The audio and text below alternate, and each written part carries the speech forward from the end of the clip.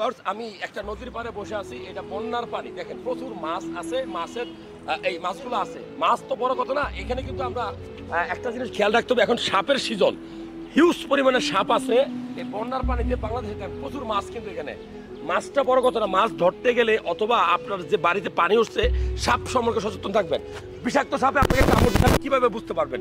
প্রথমে বলবো, বিষাক্ত সাপে কামড় দিলে আপনার ঘাটটা আপনি সোজা করতে পারবেন না, কতক্ষণের মধ্যে ঘাটটা ঝুলে পড়বে।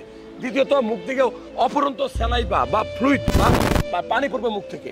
তৃতীয়ত, আপনার চোখে ঝাপসা দেখবেন, আপনার ঘুরাবে, অস্থিরতা লাগবে, এইরকম লক্ষণ দেখা দিলে আমি বলবো যে প্রথম সেটা হলো ওই যে কামড় দিচ্ছে ওই জায়গাটা হালকা করে বাঁধবেন, টাইট করে না, হালকা করে বাঁধবেন সুতি কাপড় দিয়ে। দ্বিতীয়ত, সরকারি হাসপাতাল বা সদর হাসপাতালে নেবেন, কেননা সদর হাসপাতালে শুধু, জেলা সদর হাসপাতালে শুধু সাপের, বিষাক্ত সাপের কামড়ের ভ্যাকসিন দেওয়া হয়, অ্যান্টিভেনম। সো ডিয়ার ভিউয়ার্স, বলবো যে সাপে কামড় দিলে ওজার কাছে না গিয়ে সরাসরি সরকারি হাসপাতালে যান।